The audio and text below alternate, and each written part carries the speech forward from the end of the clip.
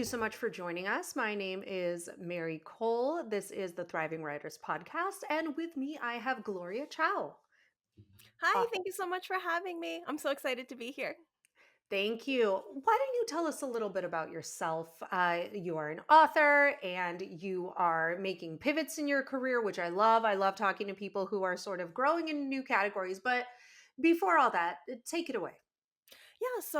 I'm so excited to be here. I have 5 published young adult novels out, and the pivot that you were mentioning is that I have my first adult murder mystery coming out in June, and it's going to be a series. We just announced the sequel, so I'm very excited to be doing both. And there's a lot of similarities in both, even though it's a new age category, new genre. But I like to write humorous characters who get up, into shenanigans, and I like to write about romance, so there's a little bit of romance in the mystery as well. In young adult, I focus a lot on the romance, and I also like to write about humorous families and cultural differences, and so all of those will be throughout all of my novels. That's great. So, how long have you been publishing? Let's go in the time machine and catch us up to these, many, many novels that you've already released. So my debut novel, American Panda, came out in 2018. And then number 6 and 7 are going to be this year and next year. So I've been lucky to be able to keep publishing, and it's been an amazing ride up until now. Up until now, that sounds kind of ominous. Sorry, No. and continuing. I didn't mean it to.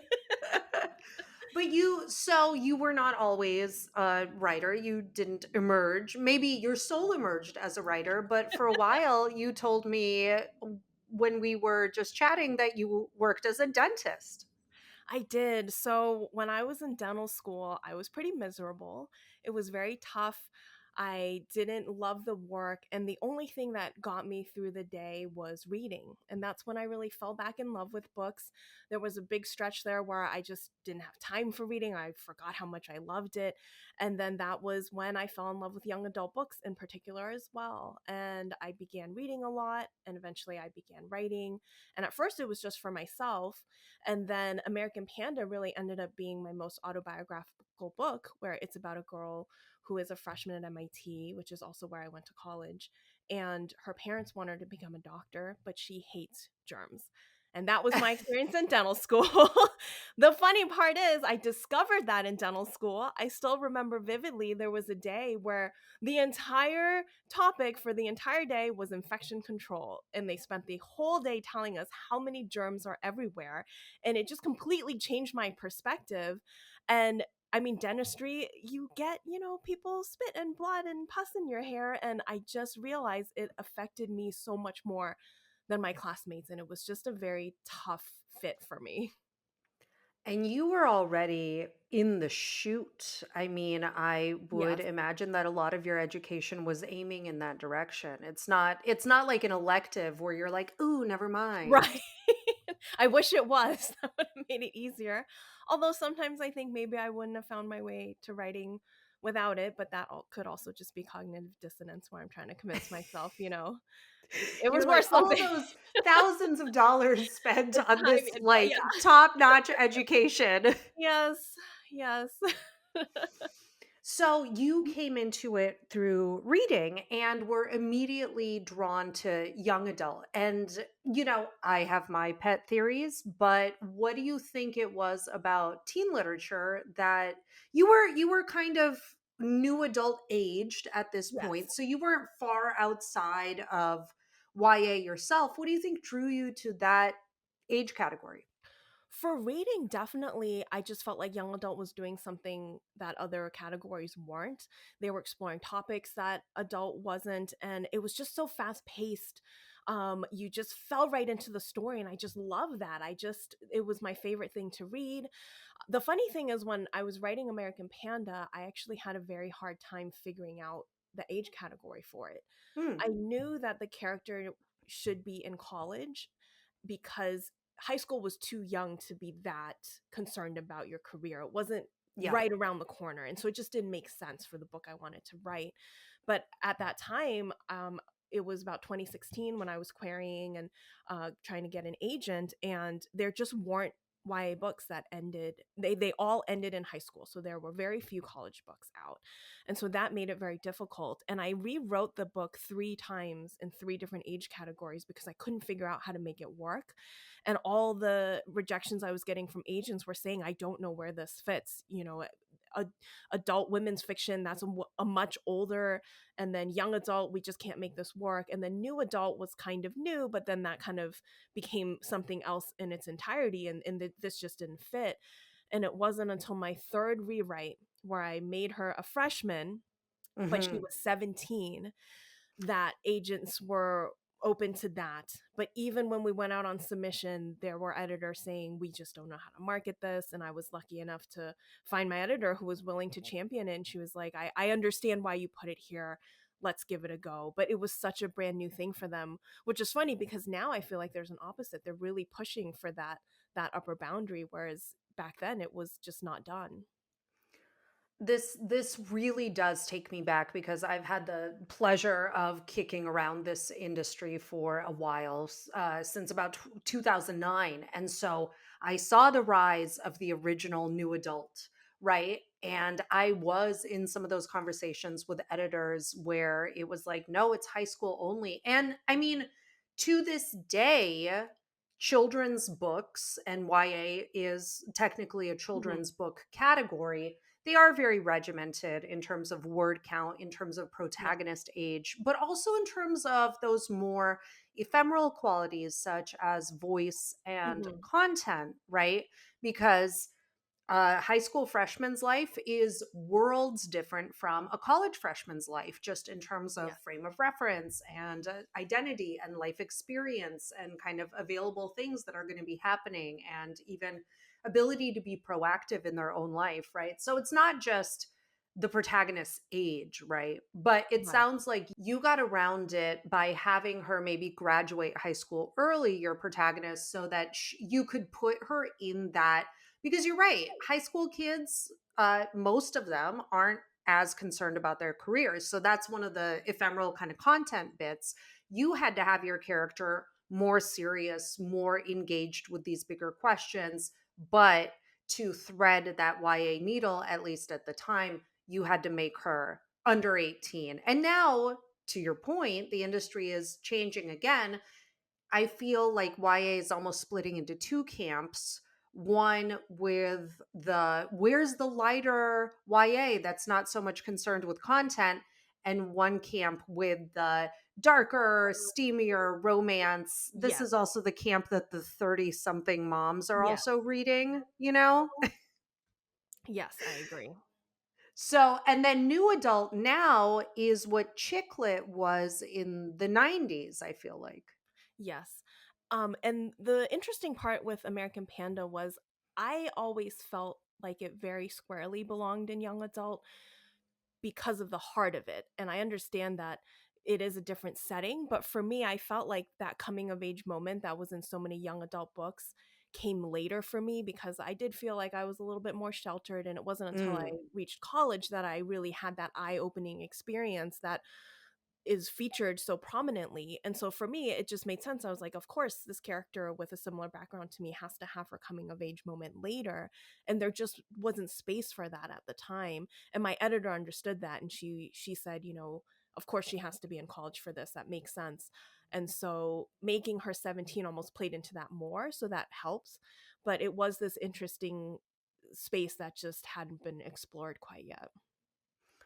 And I think that's really valuable because there are kids who have been either through their own initiative or through family pressure, cultural pressure, kind of put blinders on, weren't maybe allowed to have the traditional childhood, the traditional adolescence, and where are the books for the people who hit college like a bat out of hell? They don't know which way is up because they have never had freedom. They have never been able to make their own choices necessarily to such a degree, right? And there are absolutely readers that would identify with that experience as well. Exactly, and that's why we need so many more books, and we need a broader experience. And I mean, that's been one of the best parts about doing this, is hearing from readers who related to parts of the book, because there are there is no universal experience, and so we need more and more books to try to capture different pieces of them. And so I am hearing, and please correct me if I'm wrong, that American Panda was the first book that you tried to write and you ended up taking it all the way across the finish line to publication? I wrote another manuscript that is in the drawer. It actually was Okay. speculative. So when I fell in love with young adult, I was reading a lot of fantasy. Mhm. And so my first book tended that way.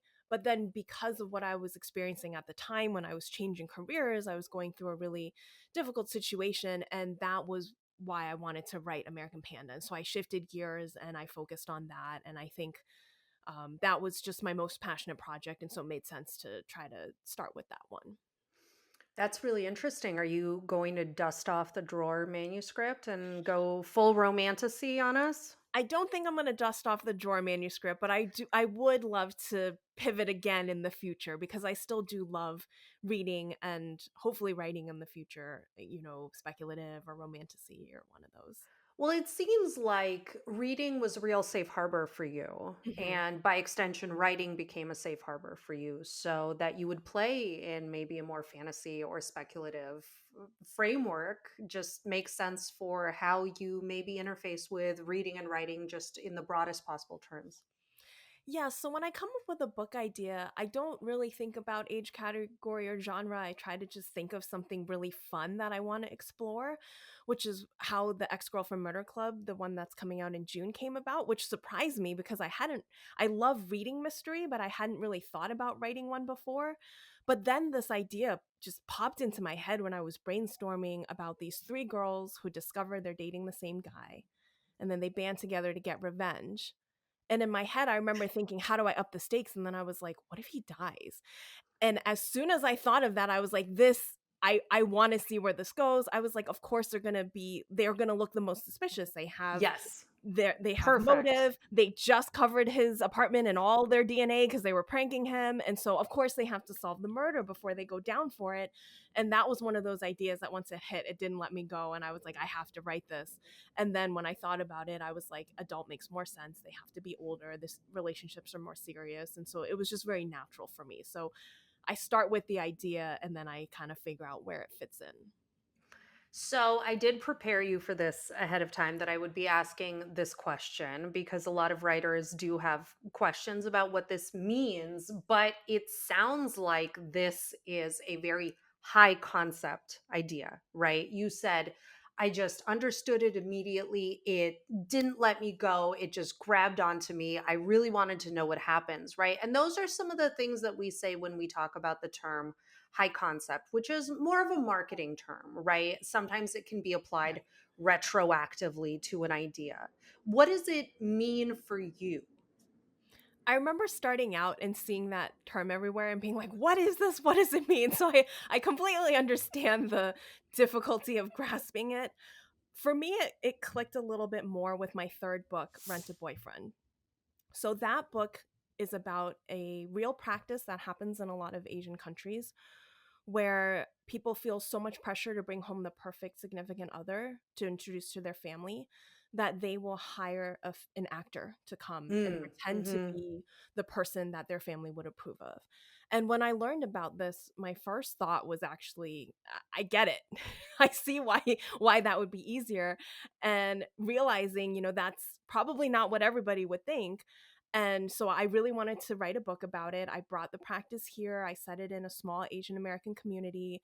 And I thought, what would happen if she got to know the real guy behind the role and fell for him?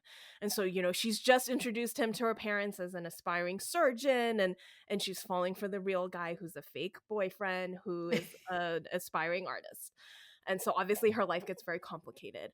And that was a book where I could explain it in one sentence. Girl hired Yep. fake boyfriend based on a real practice. And even the title, Rent a Boyfriend, tells you what it's about. It's a romance, it's a fake boyfriend situation. And talking about that book in events and just, with people that I met was completely different. It was just, you say the one sentence, you say that elevator pitch, and they got it. And that was when I Hmm. was like, this is what the high concept means. And moving forward from there, it did influence how I brainstorm my projects. I do try to come up with that 1 or 2 sentence pitch. I like to have a title that really captures the tone and what the book Yeah. is about. And I think it just helps in terms of you promoting the book, also you telling the publisher what it's about, and just you telling the readers. And I think when readers pick that book off the shelf, they know immediately, and it does make a difference. And it also just makes it easier to write that book. Once you have that tone and what it's about, it just focuses it from the start. And so I now try to really start from that point. So a couple different things, and I think this is so great that you lived it, right? You lived the difference. You could feel the difference between, well, it's a coming of age story about this precocious girl, and then you kind of go for a while and eventually you describe what American Panda is. That's not to say it's any less worthwhile or any less valuable, right? But the Rent a Boyfriend, and I especially love the marriage of a fake dating trope, right? This is a known entity in the romantic comedy space with this cultural practice where you take a slightly different and more specific angle at just your typical fake dating. And sometimes doing a spin on the familiar is one way Mhm. to get, go about doing a high concept premise. Yes, I totally agree. And I especially learned that with my second book where I feel like the title is the least uh clear on what the book is about, and I just felt that Mhm. difference after. And so now I don't even like to write until I have the perfect title, which probably is I don't have to go that far, but now I really like to have everything kind of ready before I even start writing.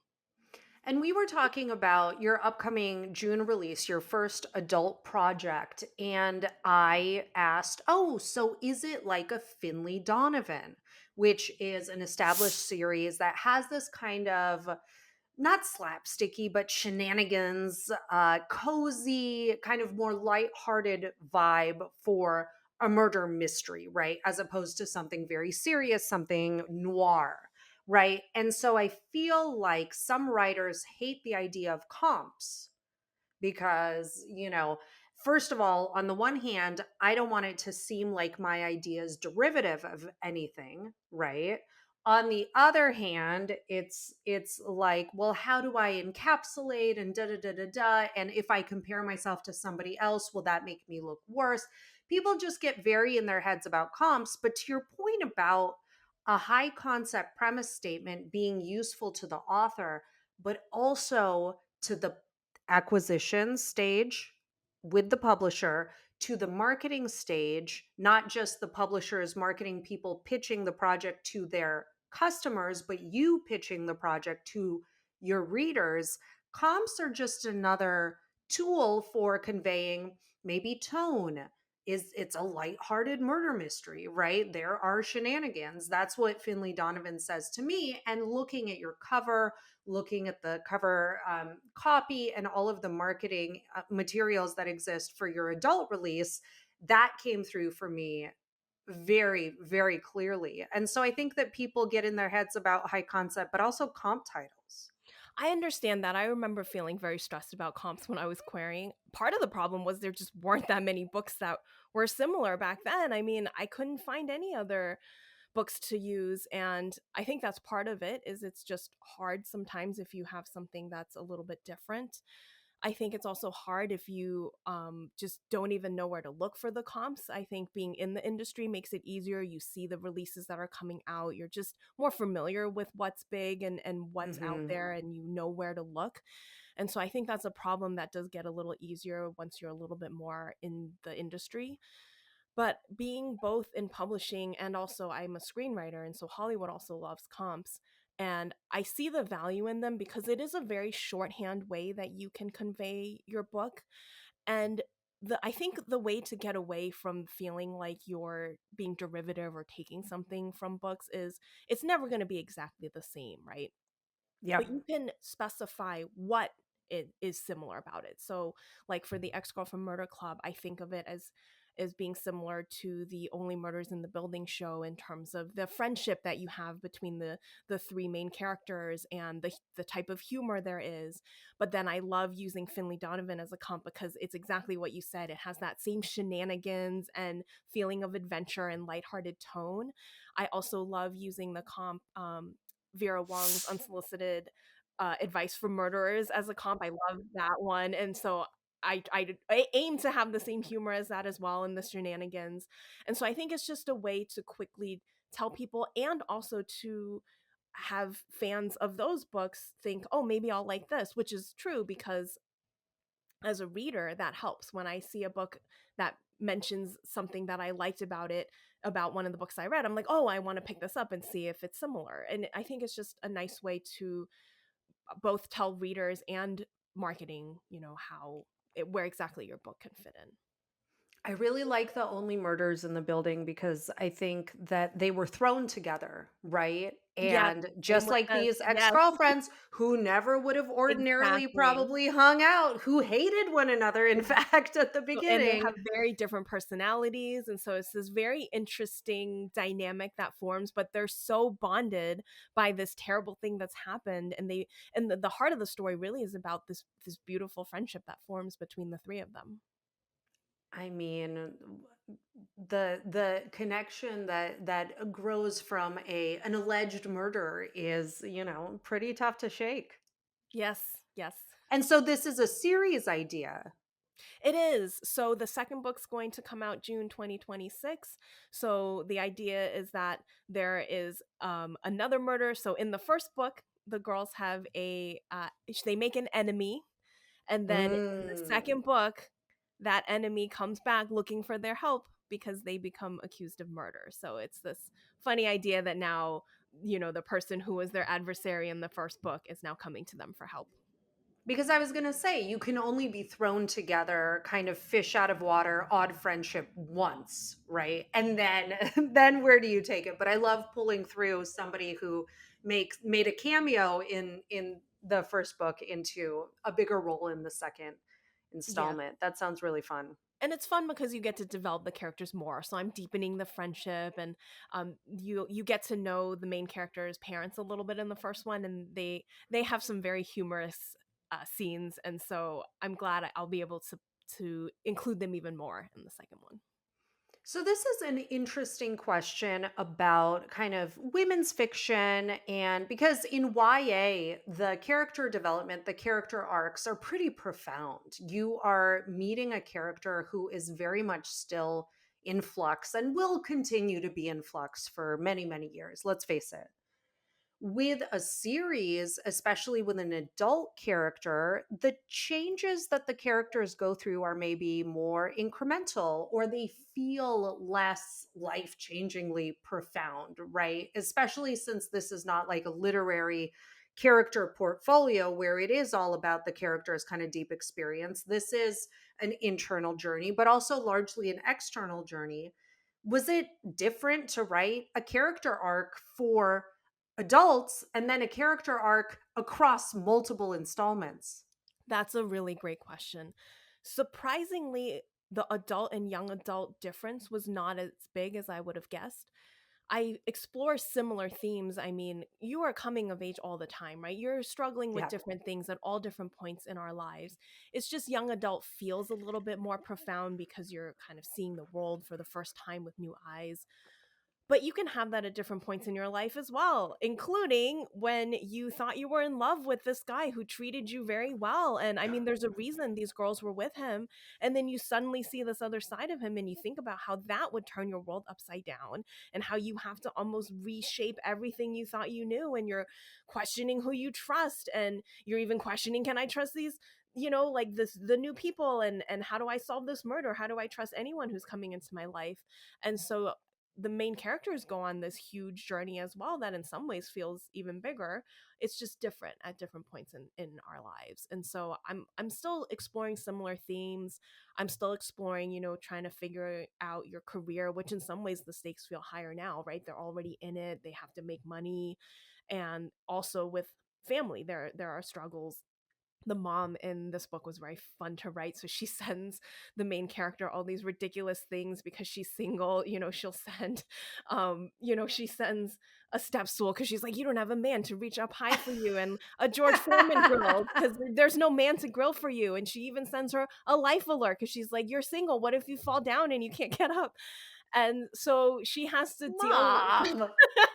she has to deal with, how do I communicate with my mom, which is very similar to the other books. It's just you're at a different point in your life. They don't like her career, which again, in some ways that feels like higher stakes. The sequel part was a little bit harder, where when I was brainstorming it, I was like, I need to have a whole new arc for this character to go on. And so that did take some figuring out, but you also laid a lot of groundwork in the first book, Hmm. right? And so it's more about figuring out, where does she go from here? And obviously, she's still struggling a lot with this relationship that turned her world upside down. She's dating someone new. And so there are a lot of things that come up. Okay, that's good. So there is plenty of things to work with. It's just, it was very different having to work within the parameters of something already established. One thing you brought up, I really cannot emphasize enough, which is that even if a relationship in a story is headed for a breakup, what makes us fall in love with that relationship, right? Because you, the writer, know that the relationship is headed for a breakup. But readers, I have to keep pushing my editorial clients to make the relationship something that the character would have gotten into and enjoyed in the first place. Because here you could be very tempted to make this guy a douchebag. He's double timing three different girls, he's doing something that makes him worthy of being murdered, right? But the character doesn't know that, and making that betrayal so visceral for the character and therefore for the reader, you actually have to make us fall in love with him Yes, rather than exactly. showing your hand. So I had a lot of beta readers, because when I started writing mystery, I realized I can never read this with fresh eyes. I always will know who did it, and that scared Yep. me. And so I got all these beta readers, and some of them didn't know the premise when I sent it to them. The book hadn't been announced, and I had one friend. I saw her after she read a little bit of it, and she was like, "I'm so mad at you." She was like, "I fell in love with Tucker, the guy." And she's like, and then I saw what he did. And I was like, I know, I'm sorry. And she was like, I was shocked. She was like, I love them. I was shipping them. And that's a really great point, that we want to root for the character. And so if he's too much of a jerk when you see them together, you're going to be questioning, why is she with him? You're Yeah. going to be forming expectations of her based on it, because you're also meeting her for the first time. And so I realized that not only for the story do you have to make it that way, but also in real life, that's how it works. It's not like you meet someone and they immediately, you just know, they aren't the villains twirling their mustaches like you see in the cartoons, right? And I actually read a lot of articles about, cheating and trying to just get in the headspace of the main character, the guy. And he does have to be charming. How does he get three women? He has to be charming. There has to be something attractive about him. And so I had to show all sides of him while still making a cohesive character. And so that was a little bit of a challenge, but it was also fun to do, in that you're just trying to think about how to make, someone who's very appealing, but then you're just peeling back the layers and realizing, oh, okay, there's actually a lot more here. And it's basically what the characters are doing, right? Because as they realize the cheating, then after they realize he was murdered, they start looking into his life, and they slowly realize, uh-oh, everybody in his life had a reason to want him dead. That's a pretty big uh-oh. So it's so, I'm so, so glad that you chose to say that the character's choices, the character's actions, now this is your main point of view character, who they're with, what they do, what they think about, those all reflect back onto the character, especially as we're getting to know the character. So if your protagonist is with a douchebag and you haven't done the work to make him appealing, then not only do readers not ship them, they wonder what the heck the main character is thinking in choosing such a partner, right? So, Exactly. ideally, not only your character's choices, but how they exist in the world all reflect back on the protagonist, and on fostering or creating distance in the reader protagonist relationship for a choice that at face value doesn't define the protagonist. Exactly. And there's ways to use it as well where the characters, all three girls, will realize throughout, with the help of each other, really, why they missed certain red flags and what exactly it was about him that attracted them, and they all have their different reasons for why they felt drawn to him, and it will also help in their character development as well after they realize that, and how they kind of move past that, and again it's with each other's help that and support that they grow from it. So, talk to me, because you said the wonderfully insightful thing about, since it's a mystery, I can never, I get I get one pass through this thing. I can never read it as a reader would, because you know the ending, who done it, all of that. So, it seems like though you have been working on plotting something intricate, and you did this also with X Marks the Spot, which is the young adult novel that you released in December, which has a puzzle mechanic to it. So we've talked about character quite a bit. Talk to me now about plotting. Yes, by the way, you said who done it. That's actually the name of the series. So my main Oh. character is Catherine Hu. So it's who done it, Hu done it. That, so again, the titles that do what they say on the box and are so snappy and so memorable, this is publishing gold, right? This is marketing gold. So everybody take notes. Who done it is brilliant. Thank you. It's good if you see it. It's harder when you say it because then you have to explain it, which actually is similar with X marks the spot because it's spelled EX.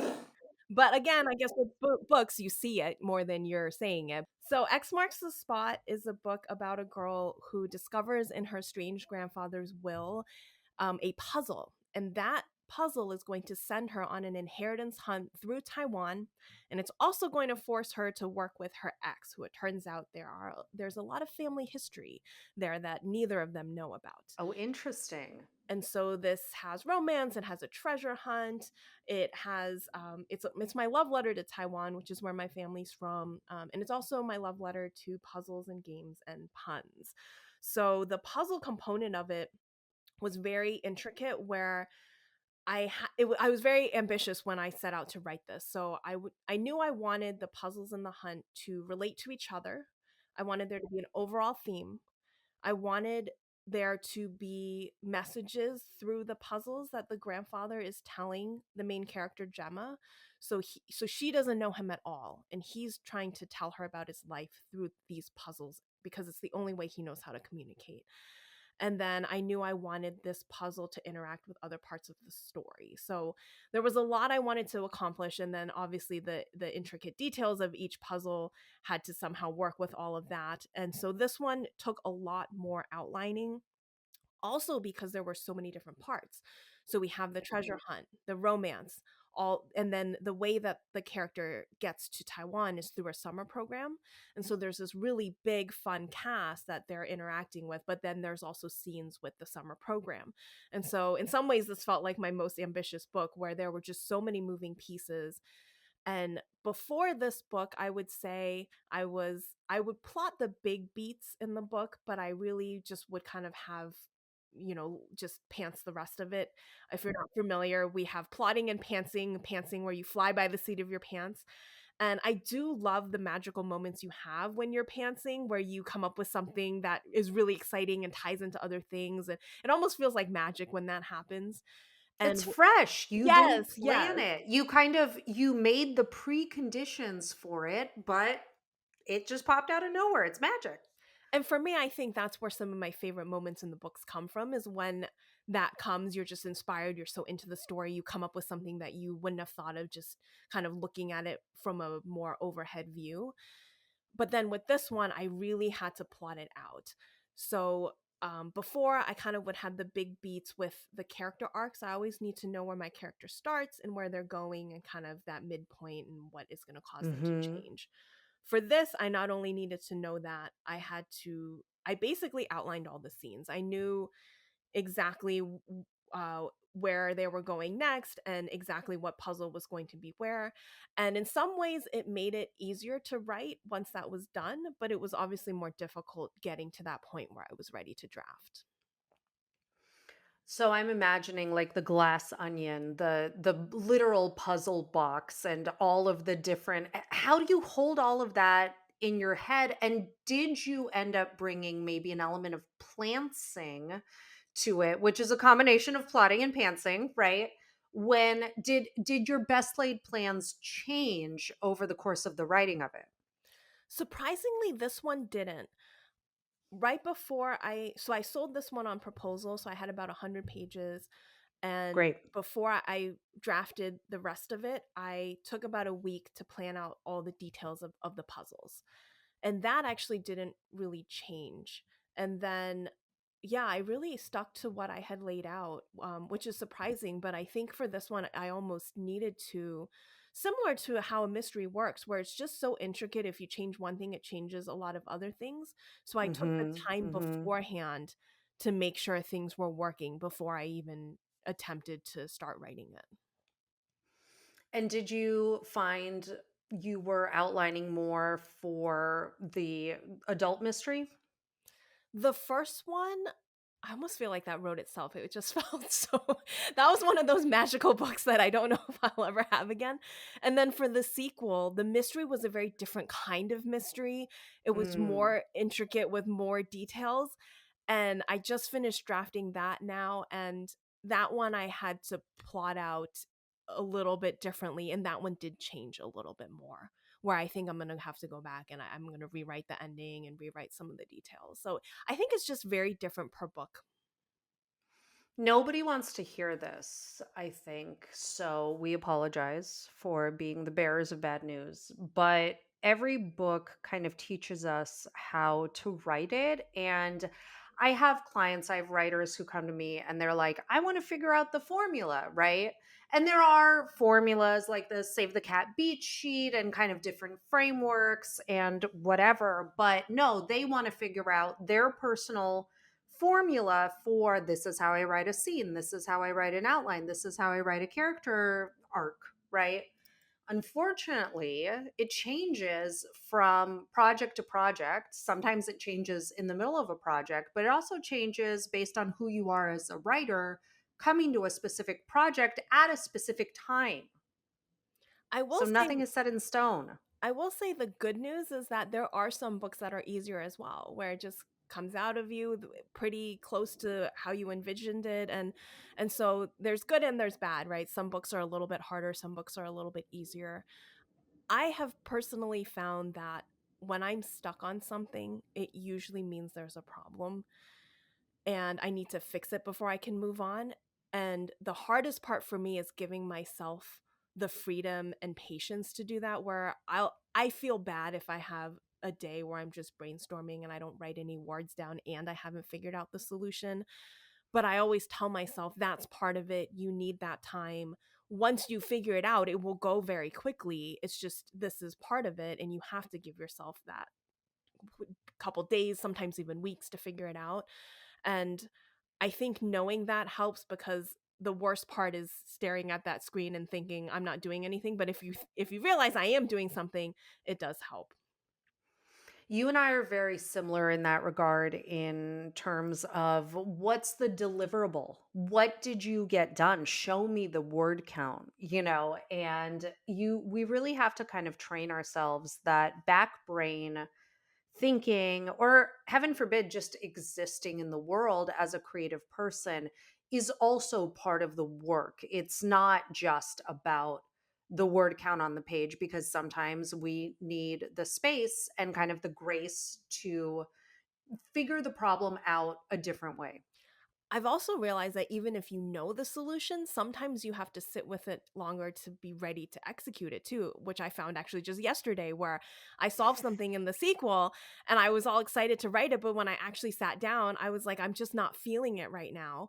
But the good Mhm. part about this career is that there are so many other things you can do. And so I turned to something else that I have on my plate and that came easily. And so wasn't wasting that time, but I also gave myself the space that I needed before I can really come back to it and execute it the way that I want to. You are getting the freshest insights here on the Thriving Writers podcast. Just yesterday's brainstorm is now your your bumper sticker to run with.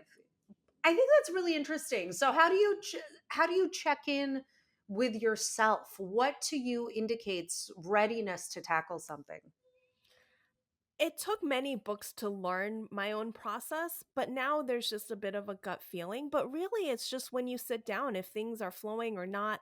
Some days are just better, right? Where once you start writing, you're like, oh, I'm in the zone. I feel it. I'm having great ideas. It's just coming easily. And some days it feels like a slog. For me, those days are, I know the scene I want to write. I just can't seem to find every word and I'll kind of leave spaces. I'll write a little bit of dialogue. I don't want to write the dialogue tags right now. And I know that's just a harder day for me and I'll just kind of get down what I can, but I won't push myself.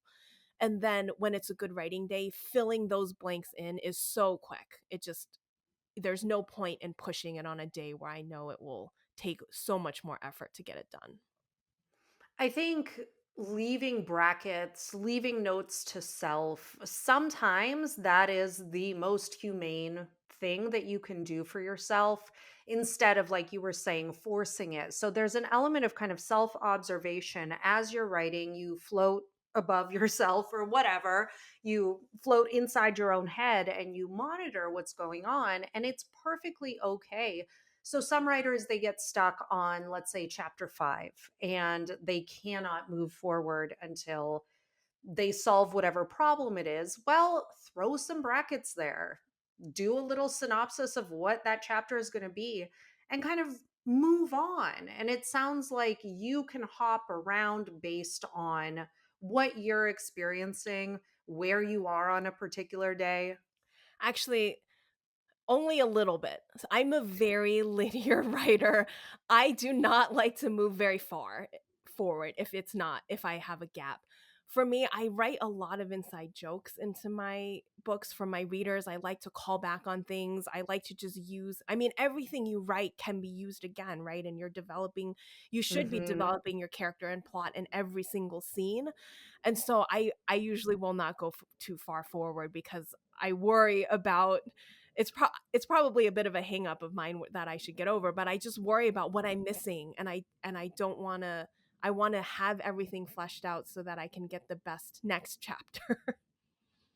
Do you put a lot of pressure on yourself to sort of layer while you're writing so that you don't need to revise as much? I mean, how much of your work is done in drafting and how much in revision? I do a lot of my work in drafting. I like to end with a very clean draft. So I don't like to move on until I've solved things. And just over the course of many books, I've realized that just works better for me. I think it's easier for me to draft a cleaner copy than to have to go back. Even a small thing that you're revising, I want to thread it throughout. And so it almost feels like more work to add Mm. something in for me than to do it earlier and make sure it's really tied into everything. I just think my scene comes out better if I went into it knowing I wanted to include something because I feel like making even a small change, I want to change all my dialogue to kind of, center around that. And so I tend to take more time in my drafting and really make sure I reread a lot. My usually my front is a lot cleaner than the back. But yeah, I've just noticed that that's better for me. There are just so many different ways to bake the same cake, if you will. The book isn't obviously going to be the same, but it's just so many people have different processes. There are some people who cannot possibly reread their previous day's work I or feel like that's whatever. the majority, right? Most people talk about getting that bad draft out. And so I think I used to feel pressure to do that, and I used to think, "Oh, am I doing this wrong? Am I taking too long?" But it's just whatever works for you, it's fine y as long as you feel good in what you're doing. I have had a very busy week of consulting calls, and that's not every week for me. So my head is swimming with these. I even had like a social engagement with a client where I left my home and went to a restaurant like a grown up. It was incredible. So my head is full of all of these conversations today. And this is, I think, the implied question that so many writers are asking, and that I've had several writers ask me this very week, which is this normal? I feel like it's so funny, and not like laughing at you, but it's so funny to me that you felt pressure to do a crappy first draft when that's not your normal. And so I just feel like writers obviously get in their heads. They probably became writers for a specific reason. It's a personality type. But I just think it's so funny that you were trying to be more casual about your own process. Whereas some writers are like, I'm doing too many revisions and my draft is too crappy and I feel like I need to be more buttoned up. So you can't win either way. All of this happened at the very beginning, and I just felt like I was like, who am I to get to write? I didn't study this. I'm a dentist, and I remember just thinking, I have to learn from other people. And so that's why I felt like I would read what everyone else was doing, especially the established authors that I was reading, and I would try their process to see, oh, maybe this is I kept thinking there was a right way to write. I was like, I have to figure out how Mhm. to do this correctly. And it wasn't until I was maybe on my third revision of my book that I realized there is no right way, and I should just be trying to figure out what works for me. And I think actually a big turning point was I went to one of David Arnold's book events, and he was Mhm. talking about his process, and it was similar to what mine is now. I think he writes a cleaner first draft, and I remember thinking, "Oh, wait, that's okay too." And then I realized, "Wait, I don't have to look like everybody else." And that was kind of when I changed my perspective on it. But for me, a big part of it was just feeling like I didn't know what I was doing. I need to learn from the greats. So, was there kind of a sense that you needed or wanted permission? You talk about, I'm a dentist, for crying out loud. And dentists need to express themselves too. Dentists are people. But this idea of like, who am I to do this and who am I to do it in this way? I feel like that's another universal thing that writers struggle with, which is allowing yourself the permission rather than seeking it externally or earning it somehow from some, certifying body somewhere. Yes, and I as a kid I never even thought of author as being a possible job, and so I think that was part of it too, where I was like, who gets to be an author? And yeah, it's not exactly about permission, but more just feeling like you belong, like you are a writer, right? I wasn't telling people I was a writer. I felt like I couldn't until I got my first book deal, but that's not how that works either. And just feeling like I was you're right, it is a little bit about feeling like maybe I wasn't allowed to. And I remember thinking, who would want to read what I have to say? And at the beginning I was scared to put too much of myself into certain parts of it and to be too different. And I remember I even was on a call with my editor about American Panda, and I said, I have this idea. I don't know if it's too weird. Let me know. I want to not have a chapter 4, and I want to not have a chapter 13, because the number 4 is unlucky in Chinese culture, because the word for 4, 四, sounds like the word for death, 四. Death. Yeah. And so, a lot of hospitals, they don't have a fourth floor. And so I wanted to cross that out, but then I also wanted to cross out chapter 13 because she's Taiwanese American, and I just thought that would be a fun way to show her background. And I remember my editor being like, "Oh, that's so fun. Of course. Why not? Just go ahead. Like, you don't need to ask me about that. And that was a moment where I was like, "Oh, I that's it's okay for me to do that." And so many people have mentioned that to me after the book came out. They were like, "Oh, I love that there's no chapter 4." And that was also an eye-opening moment. Like, yes, I should play into these ideas that I have. It's not about looking like everybody else. In fact, that's something good that you should lean into. And so I always try to tell new writers, lean into your weird, because that's what's going to stand out. That's what people are going to remember. It's a good thing. It's not something you should be tamping down. And I especially feel like I did that with X Marks the Spot, because the main character Gemma talks about how she feels like a lot of times she's on a different wavelength from other people. So in social situations, she just feels like it takes her an extra second to get on the same page, and she often interprets words and sayings a little bit differently. And this is something based on my own experiences. And in the book, that ends up helping her with the puzzles because she looks at things in Mm. a different way. And for me, getting to write Gemma's character was a little bit of a meta moment where I didn't have to tamp that down and I got to use it, and it was an advantage. And then also coming up with the puzzles.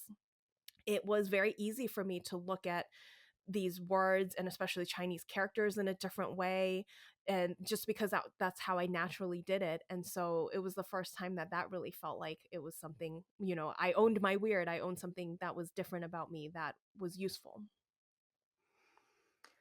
I think that is so lovely because I am asked what the trends are in children's books, right? And I think there is a real big difference between the camp of people who are trying to write a, let's say, middle grade or young adult novel or picture book or whatever about a character who realizes their value, right? And those stories are important. We can all have a little more self worth. I think that's valuable. But have you met a kid? Kids have a sense of self. They have a sense of spark. They let their freak flag fly, for lack of a better term. And I have been answering that trend question with, like, well, what makes you weird? What makes you unique? What can you lean into? This isn't, oh, I have worth and value after all, and that's the only thing anybody learns. This is a fully baked human being who has quirks and foibles and flaws and whatever that you could really capitalize. Like, what are your fandoms?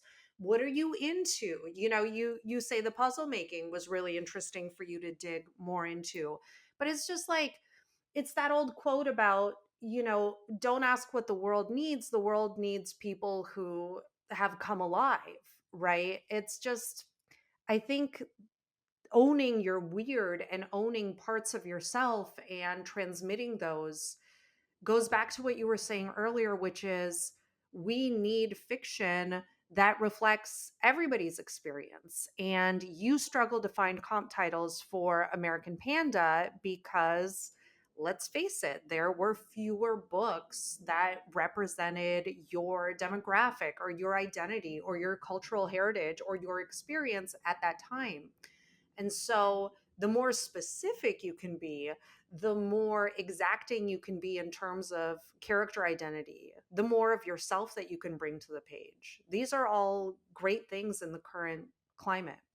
And something I learned from American Panda that surprised me, but now makes sense, is a lot of the reviews that I was seeing from trade reviewers were talking about how it's so specific that it's universal. And at the time, Mm. that surprised me, but now it makes sense. And a lot of and I was hearing from readers, and it was not, just based on cultural things. It was readers of all different ages and backgrounds and identities that were talking to me about different parts that they related to. And again, it does become universal when you talk about the specifics of it, when you really flesh out this character and you try to capture what their experience is like. And people are going to grasp onto different pieces of that.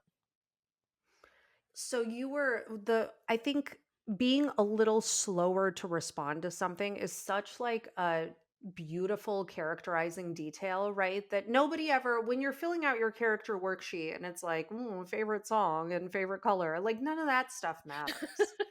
right? And But that was if the something that came out from pantsing too. I didn't go into it planning that part of her character, but it just made sense with the puzzles that she was looking at these things a little bit differently. And then that ended up being one of the things that really made her feel bonded to her grandfather because she realized he made these puzzles. I must get this quality from him because my mom doesn't get it and she is very different. And for the first time, she kind of realizes, like, oh, maybe I have some similarities with him. And that is so specific. And regardless of plot, regardless of setting, regardless of anything else, a kid who takes a beat naturally is going to see themselves. And it's that kind of humanity that I think really characterizes a fake person and makes them seem real and relatable and universal, to your point. Yes, and that's a good point because the grandfather never appears on page, but I want you Mm. to know him intimately. And a lot of that is done through these puzzles and you don't actually know what he's thinking. And so that was a bit of a challenge, but it was very fun getting to write that. And I also wanted to capture this idea of that coming of age moment where you see your family as humans for the first time, where you have that a Mm. lot with most people go through that with their parents, right? You have a moment where you realize, like, oh, they're human, they made mistakes, and some of those mistakes might even affect me. Yeah. Not everyone has that with their grandparents. And so for Gemma, she has this moment where she even questions, do I want to keep going on this journey? And she has always wished for a bigger family and she realizes I don't get to choose who that is. Mhm. That's and that's so YA. That is just like right there in the heart of YA, coming of age and identity and self-actualization and just seeing yourself as the newest entry in a long-running conversation. I could talk to you forever. I don't know if it's mutual, but I Definitely. think you you have just been such an amazing guest and just so insightful and Thank brimming you. with amazing takeaways for our listeners. So, the Ex Girlfriends Murder Club comes out in June. X marks the spot. I'm sensing a theme here. Oh yeah. Yep. That Came actually out was a funny thing where we were worried, is that okay? We had to check with both publishers and they were like, oh, it's fine, because they are very different. But so that came out in December. Anything else that you want to tell people about, where to find you, what you're up to? yeah, please say hi. You can find me on my website at gloriachao.wordpress.com. I'm also on social media at Gloria C. Chow on Instagram and Twitter. And I love to hear from readers, so please reach out. And one more thing is, on my website, there's a little reader's nook where I have all the resources that I used when I was querying and trying to get published. So feel free to check those out. Just for they're broken down into categories, into things like word count or queries or manuscript. And so hopefully that helps you as much as it helped me. That is definitely something that I noticed about your website. It is a treasure trove of resources. So you are a champion of the aspiring writer. And that was one of the many reasons I was drawn to you. And now I am obsessed with you. So I'm sorry. Thank you. I'm sorry in advance because you can't get rid of me. I'm like the vampire you invite inside. Thank you. That's so nice. Gloria Chao, just a absolute pleasure. My name is Mary Cole. This has been the Thriving Writers Podcast. Thank you so much for joining us. Thank you so much. It was a pleasure.